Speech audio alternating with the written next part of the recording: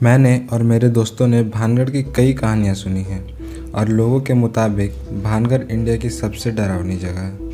वहाँ सूरज ढलने के बाद अंदर जाना कानूनन मना है। भानगढ़ नाम सुनते ही दिल में दहशत की घंटियाँ बजने लगती है।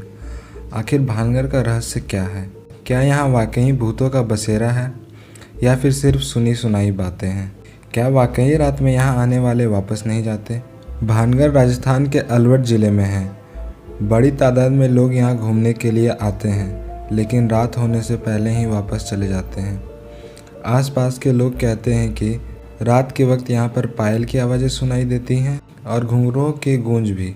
इस किले का निर्माण 15वीं या 16वीं शताब्दी में हुआ। तो अब मैं आपको बताऊंगा ये किला भूतिया कैसे बना। चारों तरफ से पहाड़ों से घिरे इस किले में बेहतरीन शिल्प कलाओं का प्रयोग किया गया है। इसके अलावा इस किले में भगवान शिव, हनुमान आदि के बेहतरीन और अति प्राचीन मंदिर विद्यमान हैं। इस किले में कुल 5 द्वार हैं और साथ साथ एक मुख्य द्वार है।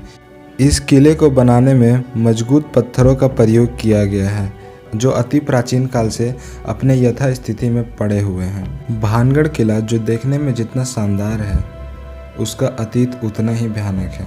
आपको बता दें कि भानगढ़ किले के बारे में प्रसिद्ध एक कहानी के अनुसार भानगढ़ की राजकुमारी रत्नावती, जो कि नाम के ही अनुरूप बेहद खूबसूरत थी, उस समय उनके रूप की चर्चा पूरे राज्य में थी और सारे देश के कोने कोने के राजकुमार उनसे विवाह करने के लिए इच्छुक थे।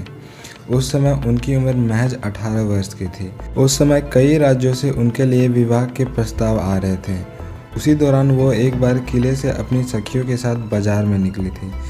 राजकुमारी रत्नावती एक इत्र की दुकान पर पहुंचती है और वो इत्र को हाथों में लेकर उसकी खुशबू ले रही थी।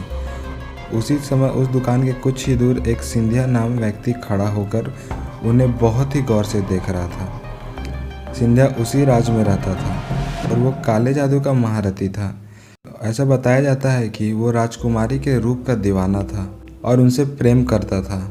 वो किसी भी तरह राजकुमारी को हासिल करना चाहता था, इसलिए उसने उस दुकान के पास आकर एक इत्र के बोतल जिसे रानी पसंद कर रही थी, उसने उस बोतल पर काला जादू कर दिया जो राजकुमारी के वशीकरण के लिए किया था। राजकुमारी रत्नावती ने उस इत्र के बोतल को उठाया, लेकिन उसे वहीं पास के एक पत्थर पर पटक दिया। पत्थर पर पटकते ही वो बोतल टूट गया और सारा इत्र उस पत्थर पर बिखर गया। इसके बाद से ही वो पत्थर फिसलते हुए उस तांत्रिक सिंधिया के पीछे चल पड़ा और तांत्रिक को कुचल दिया, जिससे उसकी मौके पर ही मौत हो गई। मरने से पहले तांत्रिक ने श्राप दिया कि इस किले में रहने वाले सभी लोग जल्द ही मारे जाएंगे और वो दोबारा जन्म नहीं ले सकेंगे और ताउम्र उनकी आत्माएं इस किले में भटकती रहेगी। उस तांत्रिक के मौत के कुछ दिनों के बाद ही भानगढ़ और अजबगढ़ के बीच युद्ध हुआ, जिसमें किले में रहने वाले सारे लोग मारे गए। यहाँ तक कि राजकुमारी रत्नावती भी उस श्राप से नहीं बच सकी और उनकी भी मौत हो गई और आज भी उस किले में उनकी रूह घूमती है।